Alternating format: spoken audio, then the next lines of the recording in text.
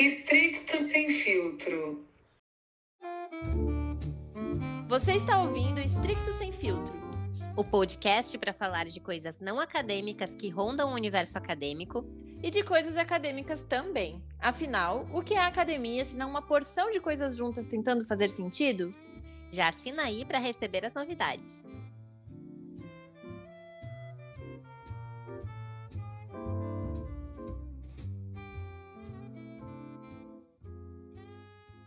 Oi, gente, eu sou a Naina. E eu sou a Lana.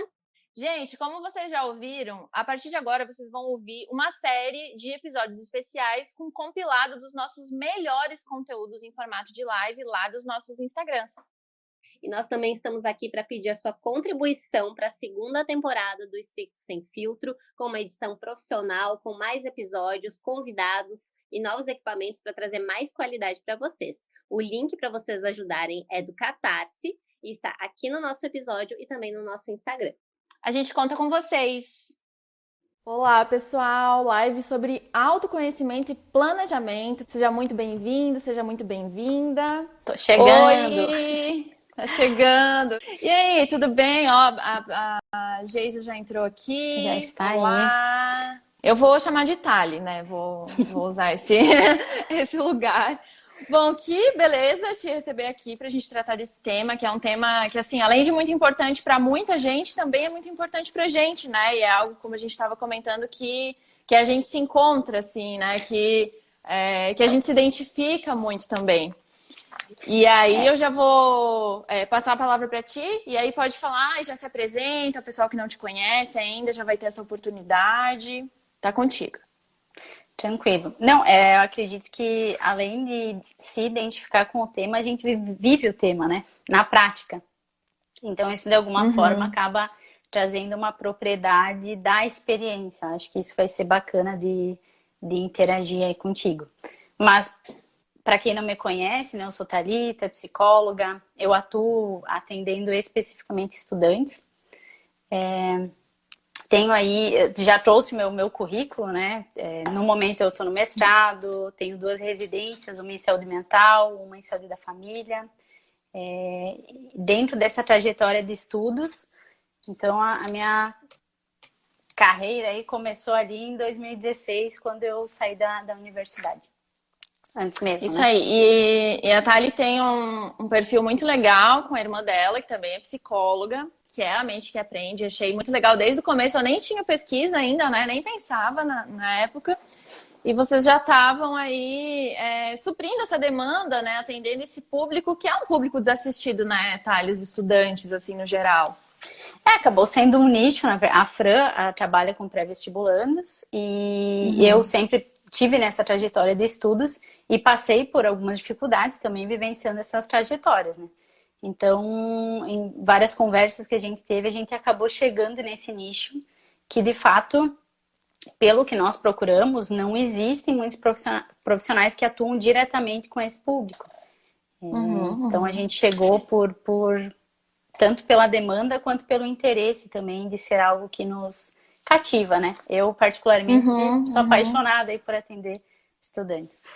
Claro, e é importante porque o lugar do estudo, né, a gente sempre comenta, ele é um lugar incômodo, assim, intermediário entre o sofrimento e o privilégio, né?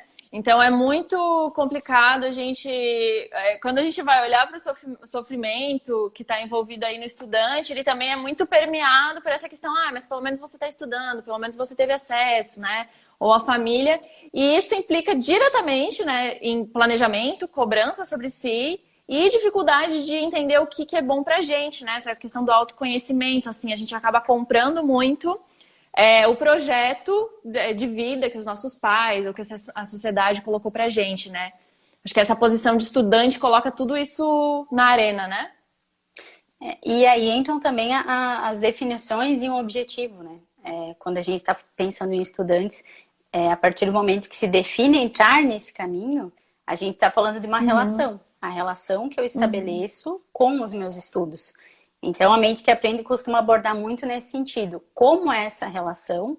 E essa relação está causando sofrimento ou não? Esse é o nosso ponto, né? A questão de desempenho, de planejamento Isso vem sendo secundário, porque acaba sendo o resultado de um processo de autoconhecimento, que é o que a gente vai acabar entrando hoje, né? Então, tudo está relacionado, mas o nosso ponto é, qual é a tua relação com os teus estudos? E a partir disso, a gente vai ampliando a discussão. Que vai ser única, né? E aí, eu te propus essa temática, muito por esse encontro, mas também porque agora com o Instagram tem muita informação, né, sobre como fazer. Tem muitas fórmulas mágicas que parece que resolvem a vida de todo mundo, não importa quem você é, não importa o lugar que você mora, está fazendo 3 graus na sua cidade, você tem que tomar banho gelado, né? Parece que é assim, uma fórmula que dá para todo mundo. E eu sinto em muita gente que me procura e que comenta que não tem espaço, não tem esse lugar, não sabe por onde começar para entender o que realmente... parece assim que eu tô fadada ao insucesso se eu seguir por mim mesma, se eu seguir os meus desejos, se eu seguir as minhas vontades, né? Parece que eu preciso usar a fórmula do dito cujo lá, né? Da dita cuja lá. Preciso fazer assim, assim, assim. E aí, já vou te jogar a pergunta, né? Sobre o que é esse autoconhecimento, então? O que a gente vai chamar de autoconhecimento aqui? O que eu costumo abordar muito com os meus pacientes, que por serem estudantes acaba fechando muito bem, é a analogia com a pesquisa. O que é o autoconhecimento, se não uma pesquisa sobre si? Esse olhar curioso que a gente vai desenvolvendo sobre si, sobre a vida, sobre os desejos, né? Então, eu vejo isso como uma pesquisa sobre o próprio eu. E o autoconhecimento, para mim, de uma forma bem objetiva, ele entraria nisso. Uma pesquisa sobre si. E o que é uma pesquisa, né? Aí tu pode trazer, na tua perspectiva, o que seria essa pesquisa? Quando tu olha para uma pesquisa, o que tu vê? Tem a fundamentação teórica, tem o método. A escolha dos objetivos... E é algo que é falível, né? Que não vai funcionar sempre, para sempre, da mesma forma, né? Acho que é essa característica mais importante, assim, de ser algo que está ali para ser questionado, né? A ciência está em aberto, né? E nós, enquanto sujeitos, também precisamos desenvolver essa abertura, porque aí a gente sai da lógica do generalismo, né? Bom, tudo funciona para todo mundo? Será? No consultório, a gente acaba se deparando com muito sofrimento relacionado a essa fórmula que não funciona. Então, eu e você, a gente pode discutir, trazer as nossas experiências como uma maneira de ampliar a perspectiva de outra pessoa, mas não levar como uma fórmula de que para ela vai funcionar isso. Então, eu gosto de olhar a partir dessa perspectiva. Isso. Eu gosto de falar que a gente, pesquisadora, a primeira pesquisa que a gente tem que empreender, né, que a gente tem que se movimentar aí, é sobre a gente mesmo, né? Porque a gente vai precisar disso num trabalho que às vezes você criou com determinada expectativa e vai envolver frustração, sempre vai, né? Quando a gente tem uma visão muito pessimista, a gente, quem sabe, se frustra porque quem sabe nem é tão ruim. Né? Ou se a gente tem uma visão muito idealista, positiva, a gente vai se frustrar porque a realidade nunca é aquilo que a gente idealizou, né? Então é muito importante assim olhar para isso. E outro que eu gostei muito da forma como tu colocou dessa relação, né? A relação nossa com os estudos.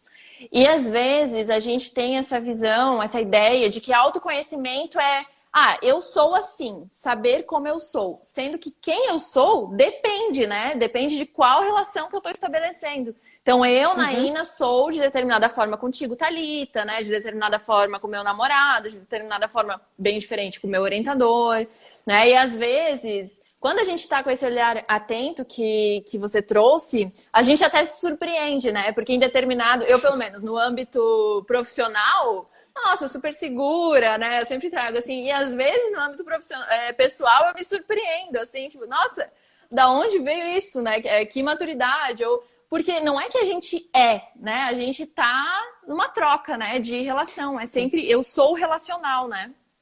Sendo influenciado pelo outro. E esse outro, no caso, são os nossos estudos. Que basicamente, quando se está numa rotina de estudos, existe pressão. Existem prazos. Né? Tem os dias de glória aí, mas existem prazos, existe uma pressão, existe algo a se cumprir. e como eu vou fazer quando eu chego diante disso, diante dos desafios. Voltamos para o autoconhecimento. Então, outra questão existem diferentes maneiras de olhar para o autoconhecimento. Eu estou trazendo uma que parte daquilo que eu estudo, que eu acredito e que eu desenvolvo na prática. Mas ela é uma das. Né? Então, quando se fala em autoconhecimento comigo, eu vou estar sempre puxando o viés da psicoterapia como um dos principais caminhos. Porque é isso que eu estudo, é dessa forma que eu vejo. Mas não é a única, não é exclusiva. Né? Então, começar a desenvolver esse olhar curioso é algo que a gente precisa desenvolver de fato. Eu não nasci com ele. Né? Então, eu posso desenvolver de diferentes formas. Para mim, a psicoterapia acaba sendo uma das mais efetivas. Concordo. E aí, essa ideia de que o autoconhecimento, ele, usando a analogia da pesquisa, né? Então, o que a gente tem na pesquisa, né? Uma coisa que a gente sempre escuta é que tem que fazer um recorte, tem que ter recorte. Não pode querer pesquisar tudo, né? Então, na pesquisa, a gente tem ali os objetivos, tem o método, né? Então, e o planejamento também tem isso, né? Um planejamento sem objetivo, o que ele vai resultar, né? Para quem e o é, método, né? às vezes, para quem é, exatamente. Às vezes o meu método, eu sempre falo que quem chama o método é o problema de pesquisa, né? E acredito que para o planejamento também, né? E aí, queria te ouvir, assim, um pouco isso da tua experiência, também como estudante, mas também como psicóloga clínica dessa área. E é muito legal porque a tua abordagem da psicologia, ela também traz, né? Questões de dados e questões mais práticas, assim, né? E aí, acho que contribui bastante. Eu vou trazer um exemplo pessoal que acaba auxiliando nessa nossa discussão. Eu estava no final de semana e uma amiga comentou comigo, como você faz para fazer o que precisa, né, mesmo não querendo? E na mesma semana, uma outra amiga me mandou uma mensagem, me ensina aí como tu faz, de onde tira essa determinação, né? E aquilo eu fiquei pensando muito sobre, porque é um recorte, né? Não é sempre que eu consigo fazer tudo o que está planejado. Eu também tenho as minhas limitações. Por outro lado, eu tenho objetivos bem definidos. Né? Quando eu decidi, por exemplo, entrar no mestrado, foi uma escolha e uma escolha que tinha toda uma movimentação minha em busca disso. Então, é algo que faz muito sentido para mim. É algo que, se nesse momento da minha vida eu precisar abdicar de algumas coisas, eu vou fazer com maior tranquilidade. Não significa que eu não vá, em algum momento, sofrer também com isso. Porém, aí a gente entra no planejamento e nos objetivos. Qual é o objetivo do meu planejamento? Será que todas as pessoas precisam, de fato, seguir o meu planejamento? Isso seria um dos maiores erros que a gente poderia cometer. Será que o que funciona para mim funcionaria para essa minha amiga? Então, isso que eu fiquei pensando, assim, que as nossas realidades são muito diferentes, mas exige um conhecimento sobre aquilo que eu quero, que talvez não faça sentido para o outro. Talvez o outro me olhe e pense, poxa, como essa pessoa consegue não descansar ali no domingo para ficar estudando? Para ela não faz sentido, né? Porque os objetivos, as prioridades são outras e tudo bem. Eu acho que essa e o é uma contrário questão que também, a gente precisa né, olhar. Thali?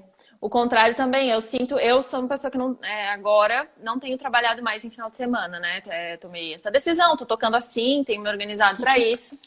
E aí eu vejo uma certa frustração muitas vezes, né? Porque parece que, eu sou jovem, eu tô com 27 anos, eu tô num doutorado, agora eu vou dar aula na UFSC, eu tô não sei o quê, daí eu advogo. E não trabalho no final de semana. Parece que assim, tá fazendo chucho, né? Parece que a gente relaciona ter prazer na vida em fazer aquilo que a gente faz como, alguma coisa tá errada.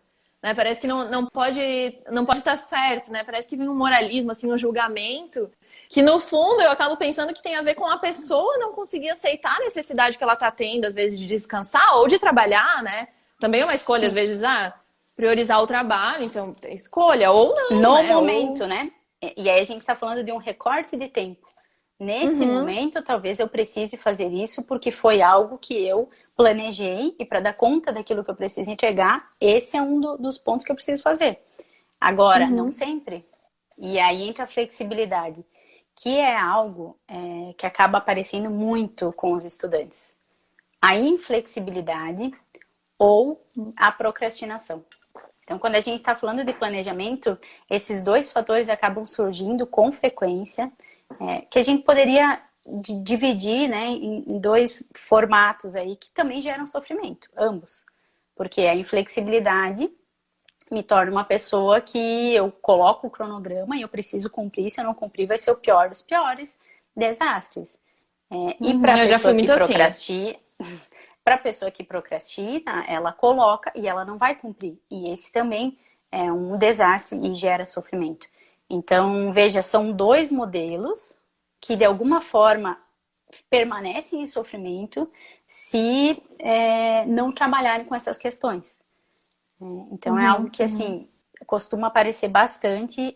Por isso que quando a gente fala em planejamento, eu não estou falando do mesmo planejamento para essa pessoa que é mais rígida, mais inflexível, do que para a pessoa que procrastina. Não é o mesmo planejamento, né? E aí a gente... Não dá para baixar uma planilha ali do senhor não sei o quê, esses serviços agora de internet, né? Baixa uma planilha e faz, né? Não, isso é a receita da frustração, né? Porque é muito receita de bolo. Teve um comentário aqui que eu achei bem interessante, adaptabilidade e ação. Eu acho que é muito nesse caminho, assim, eu preciso fazer, mas de alguma maneira eu preciso flexibilizar as coisas.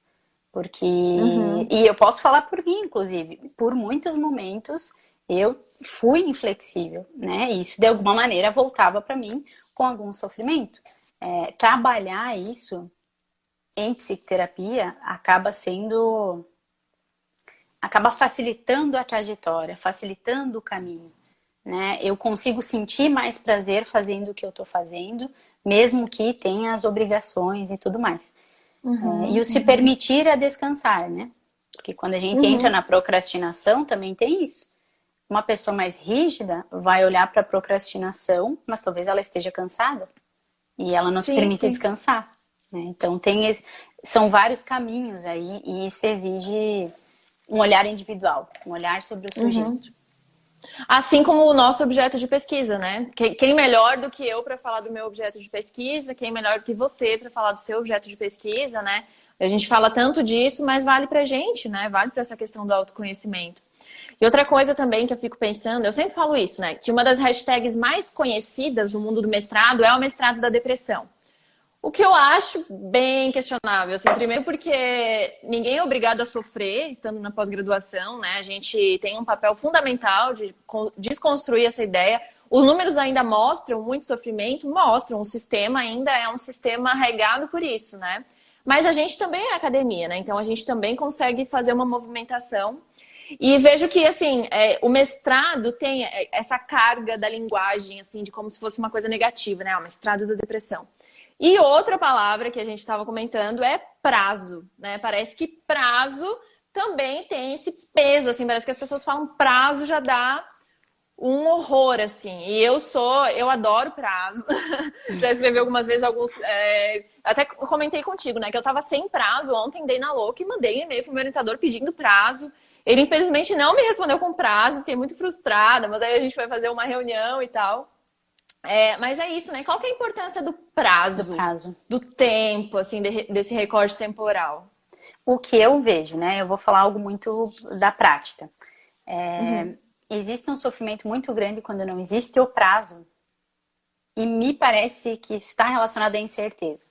Por exemplo, a gente pode pensar nesse contexto de pandemia, os estudantes que vão fazer o Enem, os estudantes que estão estudando para concurso, a própria pesquisa, pessoas que estão desenvolvendo a sua pesquisa, devido às restrições da pandemia, não tem prazos para seguir. O prazo, ele gera essa incerteza, essa instabilidade. Por exemplo, para mim, o prazo funciona muito bem. Ele me dá uma certa segurança, uma certa estabilidade de até tal data eu preciso fazer, cumprir. Então, tem essa questão da insegurança, inclusive para cumprir o prazo.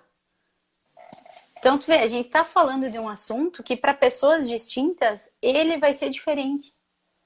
Né? Uma pessoa que não gosta de prazos, como ela cumpre esses prazos? Se ela consegue cumprir e isso não gera sofrimento para ela, ok. Não somos nós que vamos trabalhar com isso em psicoterapia. Agora, se causa sofrimento o fato dela não cumprir prazos, a gente precisa olhar para isso. Porque... eu gosto, assim, dessa ideia da temporalidade, porque se você não tem prazo, se eu não tenho prazo, eu sinto que eu vou ter que abdicar das coisas para sempre. E aí, assim, se o meu prazo é agora, 15 de julho, eu sei que, vou fazer escolhas, vou abdicar de alguma coisa aqui, e depois de 15 de julho eu vou reorganizar minha agenda, isso já vai ter sido... Então me dá uma sensação de... Assim, não é uma questão de gostar de cumprir o prazo, né? Claro que não é por aí, mas é uma certeza que depois disso, depois de ter ultrapassado isso, vai me abrir um espaço para fazer outra coisa, para descobrir novas coisas, assim, sabe?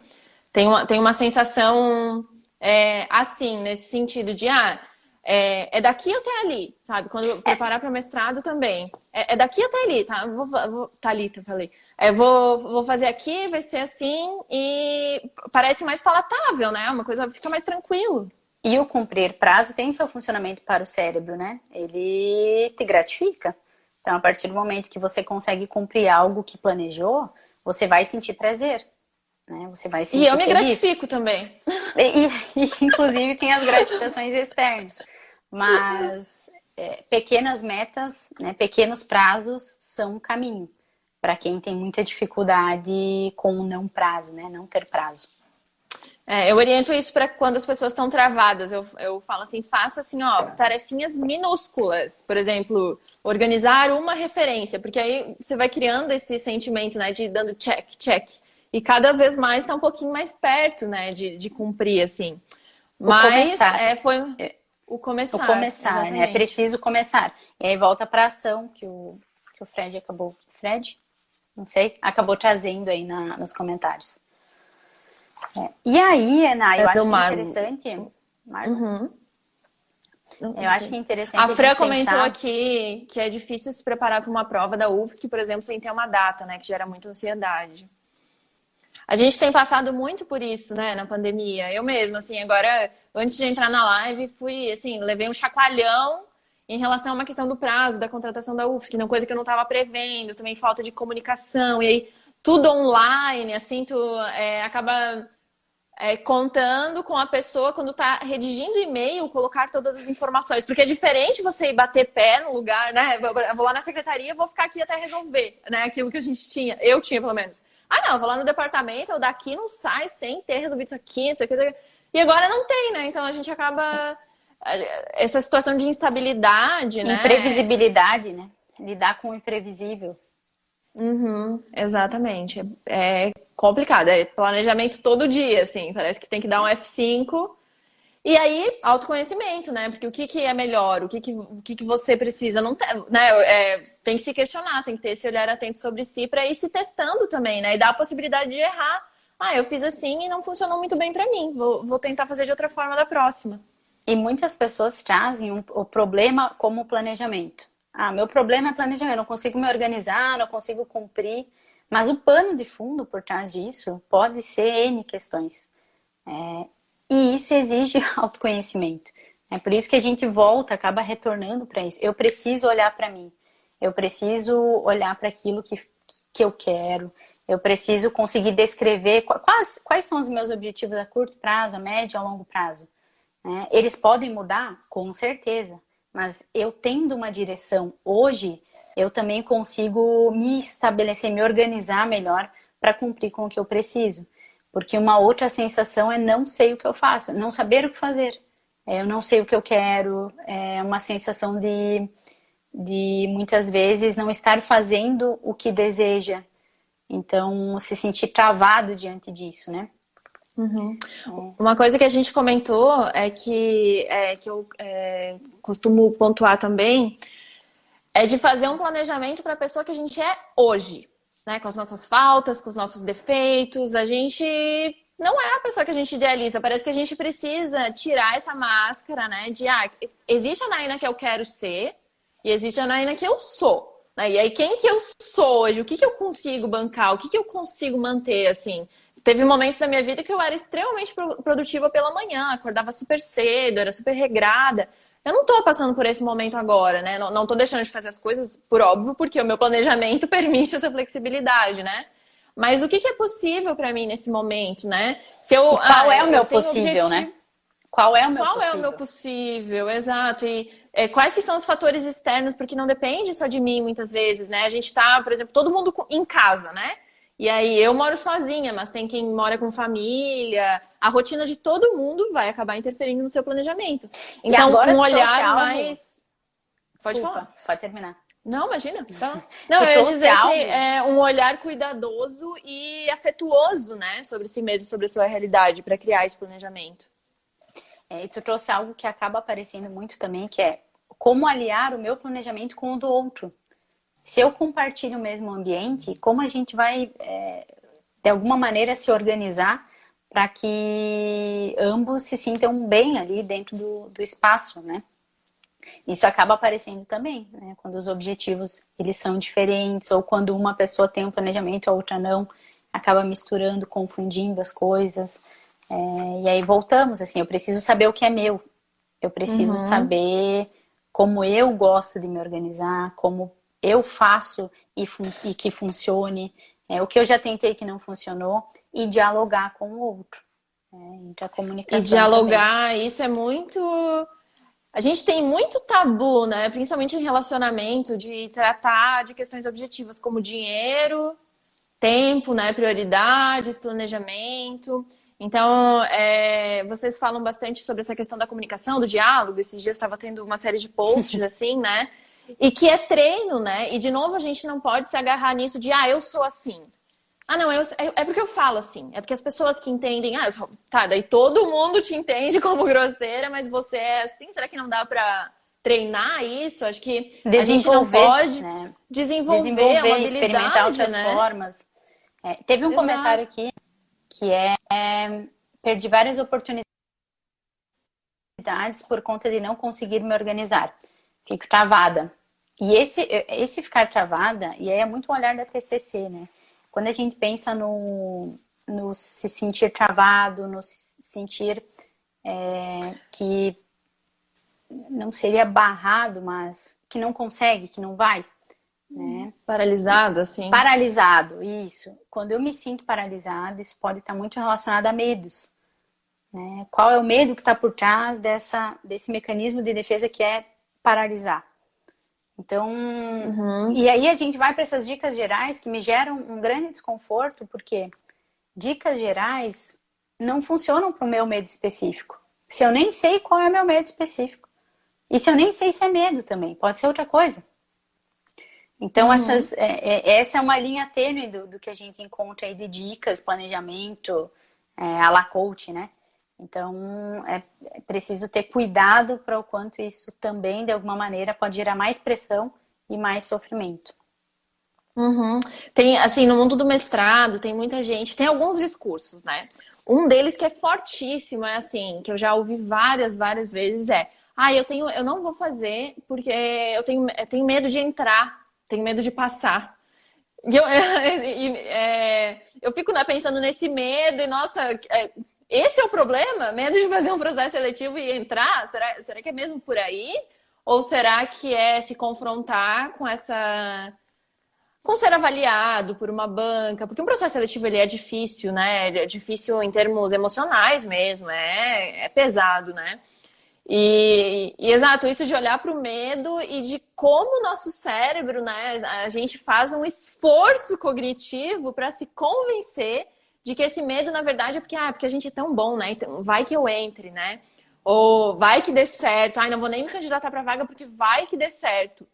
Ué, gente, mas como assim, né? Ou assim, eu vou só tentar. Tem gente que, vou me inscrever, mas só tentar. Eu conheço gente que só tentou e nunca conseguiu, porque a gente precisa estar focado em conseguir fazer. A gente tá sempre tentando, né? Ninguém começa a fazer uma coisa com a garantia de que vai conseguir. Por mais que eu diga, eu vou fazer, eu vou daqui até ali, eu posso não chegar lá, né?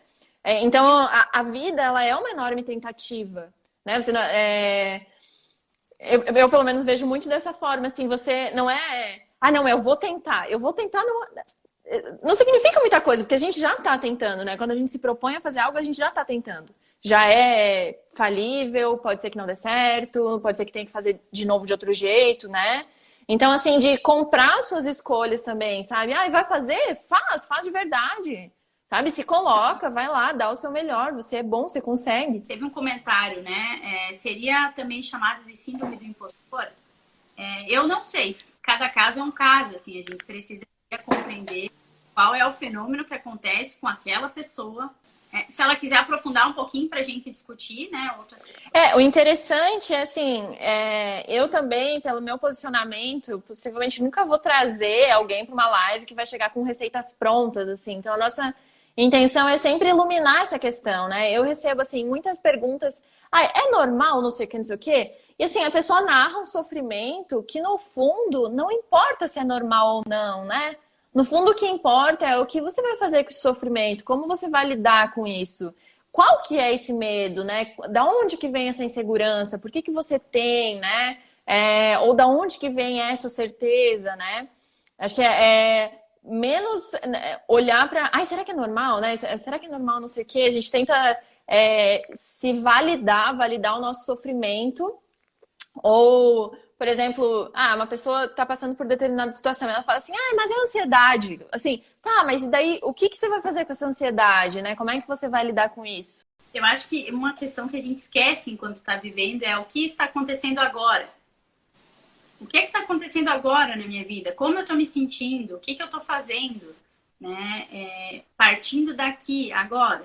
A partir disso, eu vou pensar sobre um futuro, vou me planejar. Mas não adianta eu querer planejar. E aí eu lembro de um post que tu fez que eu achei muito interessante, que é o planejamento para minha pessoa de agora. Né? Não um exemplo típico é a academia, né? De repente, a pessoa não vai pra academia.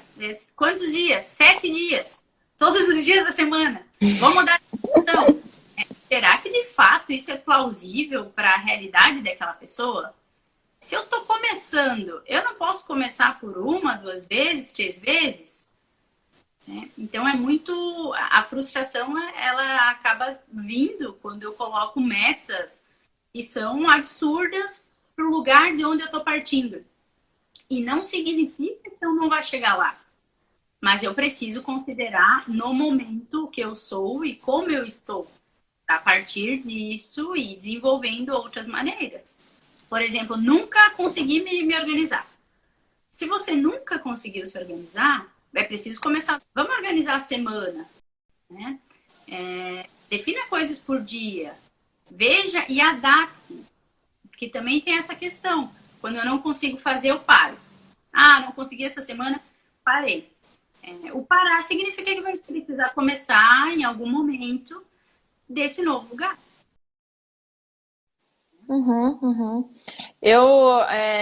A dica que eu sempre dou é fazer 20 minutos. Assim, pegar o cronômetro. Não tá conseguindo fazer, abre o arquivo, cronometra 20 minutos e faz, assim, o que der nesse tempo, sabe? Porque é um tempo curto que vai passar, que às vezes a gente fica no Instagram ali e vai te dar um sentimento de que você andou um pouco, né? Pelo menos fez, assim, trocou de não fazer pra feito, né? Já melhorou bastante. Mas quando der os 20 minutos, para. Porque foi isso que você se comprometeu a fazer, né? Criar essa responsabilidade consigo mesmo, né? De prometer e cumprir. De fazer, mas no sentido de... não assim porque me comprometi aí todo dia, agora não, né? Porque daí tem que ser realista. Porque 20 minutos é uma coisa realista, né? Para praticamente todo mundo, assim. Olhar para aquilo que eu tenho na realidade e os meios que eu consigo utilizar. Quais são os meios que eu tenho hoje para me organizar? Quais são os meios hoje que eu tenho para me conhecer? Eu consigo pagar uma terapia? Tem pessoas que não conseguem. E quais são os outros meios? Eu acho que esse também é o ponto. Às vezes a gente não tem o que precisaria e para aí. Então, eu não tenho... E justifica com isso, né? Eu não tenho meu artigo escrito, mas daí eu não começo? No fundo, muito mais... Preciso olhar com muito mais cuidado, com muito mais minúcia. Né? Não basta pensar o meu problema é planejamento. E você pode planejar 10 vezes e pode não realizar. Então, fica para a primeira questão, que é autoconhecimento. O que eu sou, o que eu quero, como eu estou, onde eu estou, quais meus desejos. E eu vejo assim, né, Thalia? A gente coloca e vê muito assim, problema do planejamento, procrastinação. Qual que é o outro? Procrastinação e Rigidez. a rigidez, né? Mas relacionada ao não fazer, né?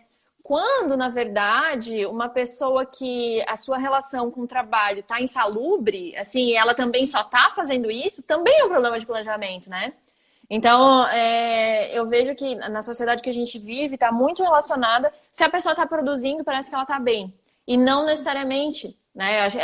A alta produtividade, ela também pode ser um sintoma, né? Com certeza. Né? Porque aí a gente entra no fator rigidez. Quando eu fazer, não tiro um tempo para descansar, será que eu estou sendo flexível comigo? Será que eu estou olhando para a minha realidade? Até a gente fez um post na semana passada que é dar conta. Seria possível dar conta de tudo? Muitas vezes nós não conseguimos dar conta de tudo.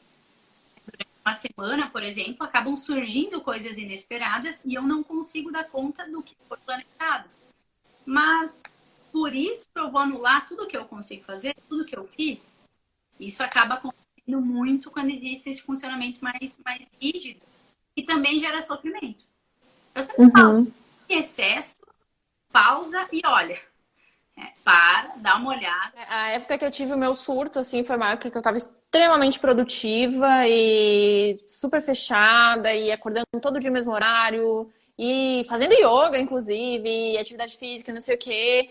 E o simples fato de, no banco, eles terem demorado mais do que o que eu tinha planejado, que eu já tinha meio que planejado com folga, assim, né? O que eu precisava resolver no banco, demorou mais. E eu surtei, assim. Foi aquele... Me desestabilizou e eu acabei perdendo a semana de cama. Assim, foi um surto mesmo. Ficou muito escrachado, assim. E talvez não precisaria ter chegado naquele momento, né? Se eu tivesse com esse olhar mais atento, vendo como é que eu tava. Eu acho que esse o objetivo hoje, assim, é que a gente saia daqui pensando sobre esse olhar curioso. Eu tenho esse olhar curioso sobre mim? Eu me conheço? Eu estou em busca de me conhecer? Eu sei o caminho que eu quero seguir? Eu sei aonde eu quero chegar? São perguntas necessárias, né? A gente precisa voltar nelas sempre que se sentir perdido. Porque o se sentir perdido também é natural. Mas eu preciso ter um ponto de partida. Eu preciso voltar para um lugar. E esse lugar acaba sendo o que eu sei sobre mim, até o momento. Para buscar aí ferramentas para seguir. Até o momento, exatamente. Às vezes aquilo que a gente tem não é suficiente para lidar com a situação que se apresenta, né? A gente precisa criar novas formas. Teve um comentário aqui, bem interessante. Eu tive que ir para terapia porque eu não conseguia me sentir bem conectada. O famoso descansar. E ainda estou em processo, mas é difícil. Essa autocobrança é fora do normal. A gente entra na questão da rigidez, né? É um funcionamento que provavelmente consegue dar conta de muita coisa, consegue cumprir muitos prazos, ainda assim, a cobrança, a autocrítica gera o sofrimento. E do outro lado, da outra ponta, a gente tem as pessoas que procrastinam, que também passam por esse sofrimento. E muitas vezes acontece os dois. Pela minha cobrança, eu procrastino, e aí vai se tornando um ciclo aí de sofrimento também. Então, muito interessante. E, claro que eu tenho meu olhar de psicóloga e eu vou caminhar para isso. Assim, a psicoterapia é uma direção que te leva ao autoconhecimento.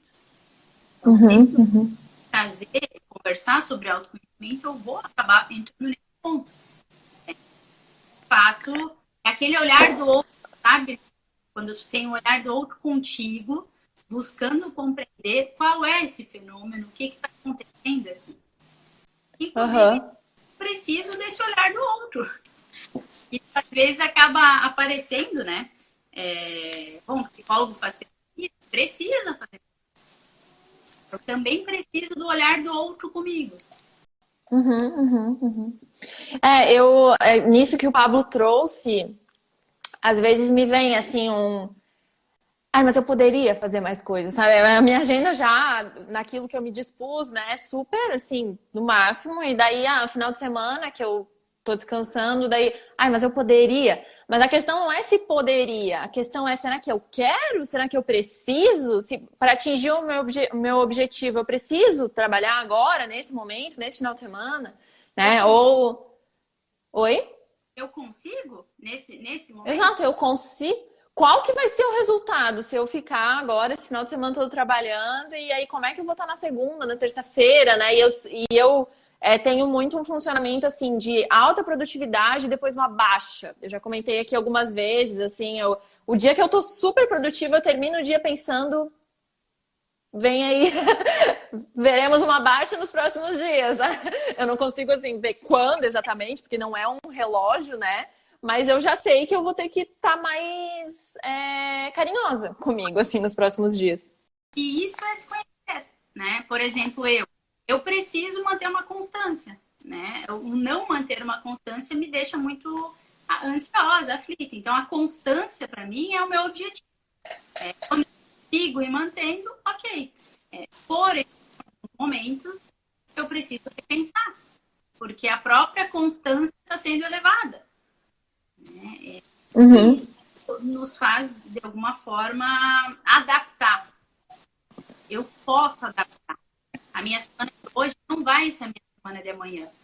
Mas sem um planejamento eu também nem sei o que eu preciso organizar.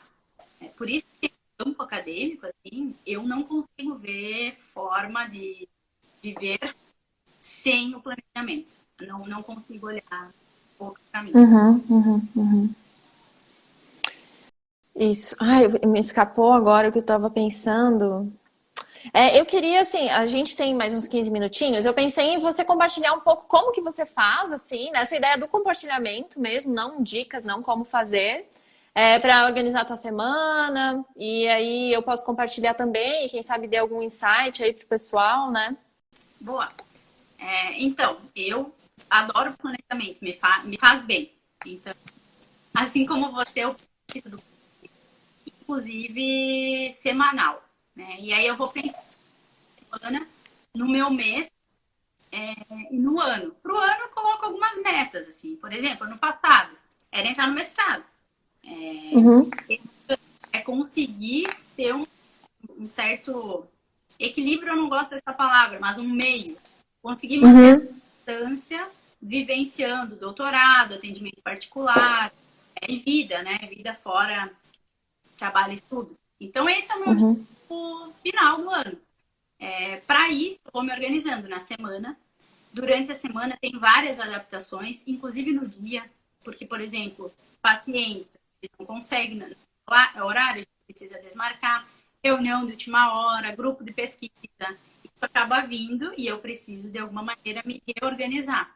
Sempre na semana. O que eu consigo alocar na semana? Tirando um tempo para mim. Né? Por exemplo, agora, o que eu tenho feito é um intervalo no meio da manhã e eu vou na academia. Vou na academia, volto, eu tenho a minha cachorrinha, vou passear com ela, volto. Então, eu vou tirando alguns intervalos, depois do meio-dia, mais um intervalo. Eu coloco intervalos de cuidado. Então, eu tenho intervalos para mim e no restante eu vou preenchendo com as minhas atividades. Eu faço o possível para cumprir com as minhas atividades. E sempre que sobra um tempo eu faço extra, né? Eu consigo ler um artigo, consigo ver alguma coisa na página, eu coloco esse extra. Chegou numa semana, inclusive semana passada, que o básico, o que eu precisava cumprir, eu não tive tempo. Mesmo com planejamento, com tudo funcionando como sempre, eu não consegui cumprir. E aí, quando existe essa postura mais rígida, como a gente teve um comentário, a autocobrança, ela vem muito presente, né? Para mim, o que aconteceu? Eu não consegui cumprir, eu tive que me reorganizar. Tive terapia naquela semana também, o que me auxiliou a olhar novamente para isso. Bom, o mínimo ali que eu precisava, quais são as outras possibilidades? Então, eu me reorganizei e essa minha semana está sendo diferente. Eu estou acordando 1 hora mais cedo para cumprir aquilo que eu preciso do teto ali, do mínimo da semana. Então, no final, Perfeito. nesse momento, eu preciso tirar um dia para estudar. Eu não consigo encaixar em outro lugar. E ok, me permito fazer isso agora. Mas semana que vem eu vou revisitar esse planejamento. Então, dessa forma. Uma dica que eu dou, aí é a dica mesmo. Quando a gente sentir um desconforto, se eu tenho um planejamento e não cumpro, sinto um desconforto, eu preciso olhar para isso. Tá? Esse desconforto pode começar a gerar sofrimento. Inclusive, quando eu tenho e estou conseguindo cumprir e tenho esse desconforto, eu também posso estar produzindo aí algum sofrimento. Né? Então, desconforto é sempre um sinal, e desconforto é aquela angústia, tensão, que precisa de um olhar atento, uma pausa. Preciso olhar para isso. Eu gosto assim de fazer planejamento quando são maiores, com botar vela, eu acendo incenso, eu monto todo baixo a luz, então eu faço mesmo um momentinho. Às vezes já aconteceu, por exemplo, de eu estar me sentindo extremamente sobrecarregada e aí eu tiro um dia da semana para fazer isso, assim, o foco é esse. No ano retrasado, que eu tava com outra rotina, assim, eu realmente calculei quantas horas eu tinha na semana e tudo que eu precisava fazer de obrigação, eu falei, nossa, realmente, eu simplesmente não tenho tempo. Assim, não tenho. Né? Então, de forma bem objetiva, e isso me acalmou, porque eu tava me sentindo mal, porque eu não tava produzindo, blá, blá, blá. E aí agora, eu também tenho metas de 5 anos, assim, de médio prazo e curto prazo. Eu já fui de ter metas de longo prazo, agora eu tirei isso quando eu cumpri as minhas dos 10 anos. Elas me trouxeram muito sofrimento, porque eu planejei com 16 para uma Naína de 26 que eu não era. Durante isso eu não olhei, sabe? Não olhei para isso. Agora eu tô desenvolvendo, assim. Mas eu tenho planejamentos até 5 anos, né? Que eu criei, anuais de 3 anos. E o que eu gosto muito de usar da ferramenta mesmo, eu uso um planner, né? Eu já usei vários tipos de planners. Esse ano eu tô com esse aqui, que tá funcionando bem. E aí eu já saio, o meu ano já começa com uma série de compromissos, assim. E são esses compromissos que vão balizar as minhas escolhas, né? Os meus planejamentos. Então, por exemplo, aulas. São coisas que não sou eu que escolho os horários, né? Então, eu só coloco ali qual que vai ser o dia que vai ter prova, que eu vou ter que aplicar, né? Prazo de qualificação, prazo de não sei o quê. Eu já vou meio que definindo. E isso me dá uma visão bem clara de como que vai ser o meu ano. Quando que eu vou estar mais sobrecarregada, quando que eu vou estar menos, né? E aí, o semanal... Oi? Eu tenho feito isso... agora com o mestrado, tenho feito isso para conseguir, inclusive, pensar em férias ou períodos que eu consigo um descanso maior. Eu acho que essas pausas são extremamente necessárias. E atendendo estudantes, e sendo uma estudante, eu sei que é difícil tu pensar, bom, vou colocar uma pausa aqui. Eu fazer um movimento contrário dessa cobrança social e da nossa cobrança, que é parar assim esse momento para ti. Porque quem é que está fazendo tirar? Sou eu, né? E eu preciso parar um pouquinho também.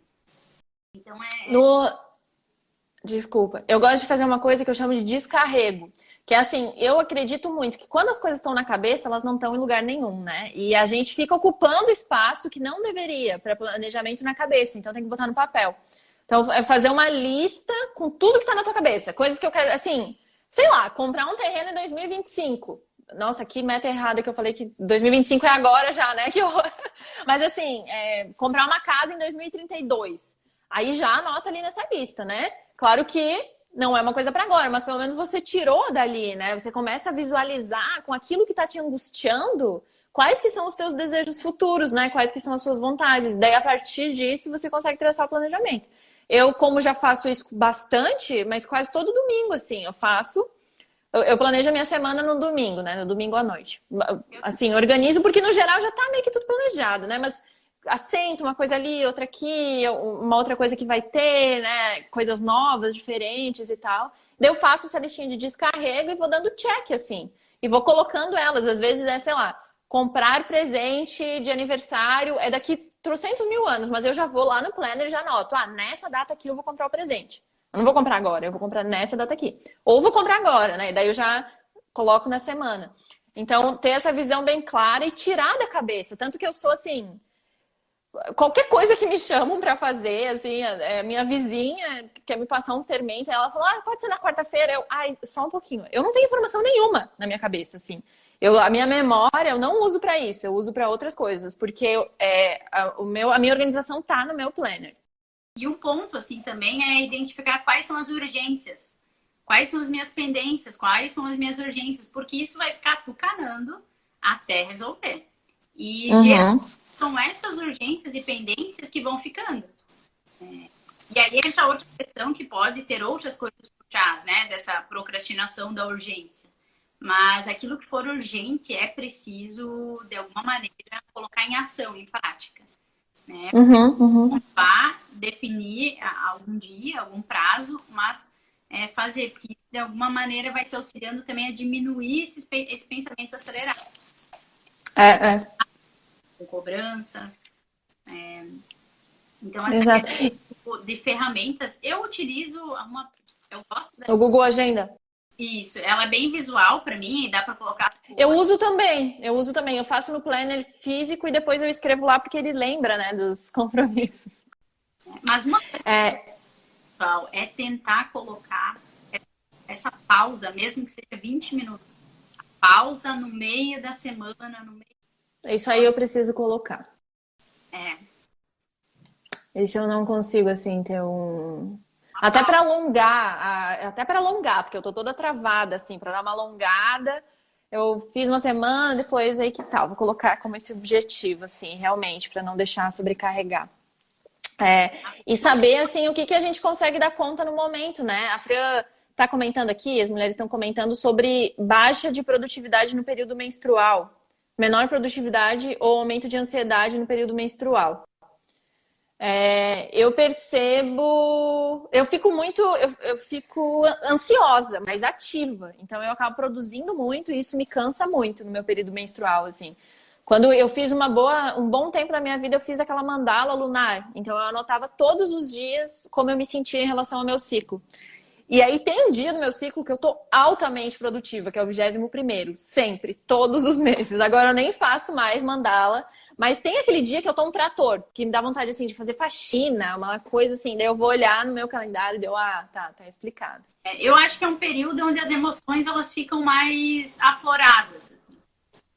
Então, por exemplo, pessoas que sentem uma intensificação da tristeza, uma intensificação da ansiedade. Então, me parece que está nesse caminho. É uma coisa que a gente vai vendo da experiência mesmo, né? Que, assim, do compartilhamento, de como vai acontecendo. E me ajudou muito, para mim foi muito legal fazer essa mandala. Não precisa ser a mandala, porque ela é lunar e tal, mas de anotar mesmo todos os dias como eu me sinto. Porque não para justificar, mas às vezes para se perdoar, sabe? Tem dias que realmente na minha TPM, para mim fica difícil, assim, fazer certas coisas, sabe? Não... eu preciso não me sentir cobrada, sobretudo de mim mesma, né? Então é um momento que eu tento não colocar grandes decisões, por exemplo. Não vai ser vantajoso, não vai ser profícuo, né? Vai me trazer muito sofrimento, coisa que em outros momentos eu tenho muita facilidade de fazer, né? De decidir, de ir. Enfim, é uma parte de autoconhecimento também. Eu preciso compreender quais são os meus limites, aqueles que eu conseguir cumprir. Por exemplo, hoje eu não fui na academia. Eu não consegui, não tive tempo, mas eu tive que fazer outras coisas. E tudo bem, amanhã eu vou. Bom, alimentação. Tem muitos dias da semana onde a alimentação ela fica não da maneira como deveria. E aí? Então, esse é um ponto onde eu preciso mas também entender que eu tenho os meus limites. Senão a gente entra naquela questão, alimentação saudável, terapia, diferentes terapias, né? Psicoterapia, atividade física, da casa, da conta dos estudos, quem tem relacionamento, né? Tem todo um investimento de tempo nesses relacionamentos, família, amigos. Então é preciso olhar para isso também. Será que eu consigo? E em que momento eu preciso negociar comigo? Tem dias que não vai dar e ok. Né? O que me interessa é o que eu faço na maioria dos meus dias. É isso que dá o resultado. Isso. O que importa, né? O que interessa é o que faz na maioria dos dias. E também eu gosto sempre de lembrar que a gente tem que ter cuidado para estabelecer metas baseadas em dias extraordinários. Então, porque muita parte do autoconhecimento de um bom planejamento é você saber mensurar o seu trabalho e saber quanto tempo você leva para fazer as coisas que você está se propondo fazer, né? Mas tem dias que a gente faz de forma muito rápida, de forma muito assertiva, e tem dias que não. Né? Então é muito perigoso a gente estabelecer esse planejamento com base num dia excepcional, né? Metas baseadas em evidências. Isso, de forma realista, né? Como é que faz? Eu uso pelo menos uma método, né? Uma método, que é aquela SMART, que é uma método, método de novo, uma meta específica, mensurável, atingível, relevante e temporal. É uma que eu uso. Como que é o metas baseadas em evidências? Tô por fora. É um conceito da... uma brincadeira? Não, eu tirei... Tu foi trazendo, Nai, eu lembrei dos fatos, né? Eu preciso olhar para minha realidade. Mas não existe, pelo menos que eu saiba, não existem as metas baseadas em evidências. Vai existir agora. Vamos fazer um post colaborativo, então. Vamos dar esse rótulo. Vou até anotar aqui. Gente, façam perguntas aí, daí já vamos logo se orientando para o finalzinho também. Eu vi o horário, a gente começou às 6. Vamos lá, gente, façam comentários, perguntas. Estou anotando aqui o nosso post. E aí, Thali, mais alguma coisa assim que eu não te perguntei, mas que tu considera importante falar? Então, a ideia, assim, para ir finalizando, eu gosto de pensar no autoconhecimento como esse olhar curioso sobre si. Então, eu gostaria que isso ficasse com o pessoal. Será que eu tenho esse olhar curioso sobre mim? Será que eu tenho esse olhar curioso sobre a vida? Sobre as coisas que eu desejo? Sobre o que faz sentido para mim? A partir disso, pensar no seu planejamento. A partir daquilo que me movimenta, eu consigo me planejar e aquele planejamento tem uma chance maior de sair. E aí, qual é a relação com o estudo? Qual é a minha relação com o estudo? E de que maneira essa relação acaba influenciando e tem influência por mim, pelo meu funcionamento. O estudo... E sem a ilusão de que esse olhar atento sobre si vai ser fácil, né? Ou assim, mil maravilhas, só flores. Eu vejo assim muita gente vendendo essa ideia de propósito também como uma coisa assim, basta encontrar seu propósito e tá tudo resolvido. Quando, na verdade, não. Né? O que a gente vem comentando é que é dolorido olhar para determinadas coisas, né? É dolorido a gente se confrontar com aquilo que a gente realmente versus aquilo que a gente gostaria de ser, né? Então, esse olhar atento, ele vem carregado disso também, né? Olhar para si, muitas vezes, dói. Porque eu vou me deparar com coisas que eu gostaria de mudar e naquele momento eu não estou conseguindo. Eu vou me deparar com coisas que eu não gosto. Por outro lado, também consigo me deparar com aquilo que de alguma forma faz com que eu esteja aqui. Então, bem ou mal, o que eu posso reorganizar de mim? Né? Quais são as ferramentas que eu posso ir levando a partir do que eu vejo e do que eu quero? Né? E a Fran trouxe a pergunta também, como fazer o que precisa ser feito? Isso é algo que me perguntaram e eu vou falar muito sobre mim. Como fazer o que precisa ser feito? Eu começo. Eu preciso começar e eu também sei daquilo que me causa um sofrimento muito grande, que é não cumprir. Então, toda vez que eu não consigo cumprir algo, isso gera um desconforto, um sofrimento. Eu faço o possível para cumprir. E fazer o possível é ação. É sentar e fazer o que precisa ser feito, independente do meu desejo, muitas vezes. Eu sei os meus objetivos. Eu sei o que eu preciso. E eu sei que para chegar até lá, eu preciso hoje fazer algumas coisas que às vezes eu não quero, né? Relacionada ao estudo. Então, basicamente é isso. Para eu conseguir me conhecer, eu preciso me conhecer. Para que esse planejamento funcione, eu preciso saber para onde eu quero definir, para isso e ter flexibilidade para mudar sempre que necessário. né? Sempre que eu achar que aquilo não está mais funcionando, eu me permito mudar.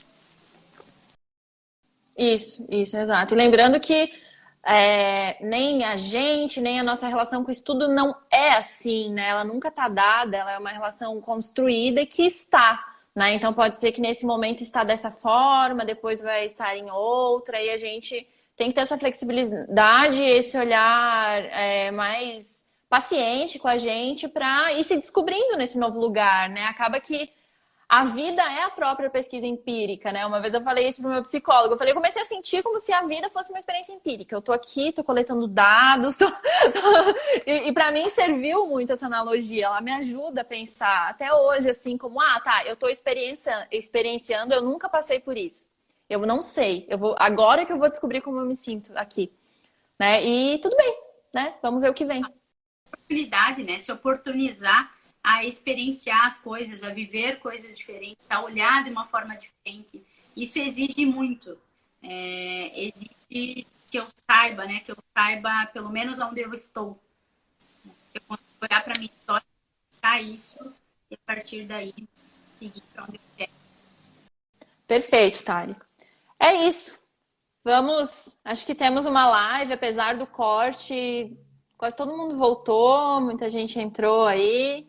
E quero te agradecer, Thali. Queria ter até começado agradecendo, mas vou agradecer agora. Muito obrigada de verdade pela tua disponibilidade, por vir compartilhar. Eu indico muito assim que te sigam você, o teu trabalho com a Fran também, a Mente que Aprende, e te parabenizar também pelo teu mestrado, né, que era o teu objetivo do ano passado e foi cumprido, e criou novos objetivos, né, o que é muito legal das coisas que a gente atinge, é que gera mais coisa para atingir, né? Nunca existe o lá, né? O lá sempre cria novos lás que a gente quer chegar. E eu espero mesmo que a tua trajetória agora no mestrado seja uma trajetória de muito conhecimento, de muito desenvolvimento. E é isso, assim, acho que não tem por que não ser, né, para ti, da forma como tu tem se colocado, assim, super ativa. E muito obrigada por compartilhar aqui com a gente. Já está sendo. Já está sendo, né? Que bom, parabéns e obrigada. Te falar que é a primeira vez que uma professora da UFSC me convida para participar da live. É a primeira live que eu faço como professora da UFSC. Me sentindo aí. Mas é isso, né? Tá? Eu vejo que o nosso projeto ele está sempre muito alinhado desde o início. Eu converso contigo sobre isso e a gente tem essa ideia sobre a relação com os estudos e não sobre fórmula, sobre fazer de uma determinada maneira. Eu acho que isso engrandece muito tanto o meu quanto o teu projeto e é um caminho que para mim me acrescenta, né? Enquanto pessoa profissional, compartilhar sonhos, assim, quando tu trabalha com estudantes, tu também sonha junto com esses estudantes. E isso é muito lindo, muito gratificante. Então, eu te agradeço. É verdade. Seguimos juntas aí. O Pablo comentou, faça mais. Vamos fazer. A próxima vamos fazer no YouTube. Eu não quero mais saber de ter que passar por essa situação com o Instagram. Muito obrigada. Um beijo, gente. E nos vemos. Sigam aí a Mente que Aprende. Obrigada, gente. Obrigada pelas colaborações. A gente nunca ia pensar em trazer coisa de menstrual, período menstrual, por exemplo. É muito bom ter público, né? Ter a galera participando, porque aí não fica só um diálogo, né? Fica uma conversa coletiva. Horizontal. Exato. Então um beijo, gente. Um abraço e contem conosco. Beijo. Tchau.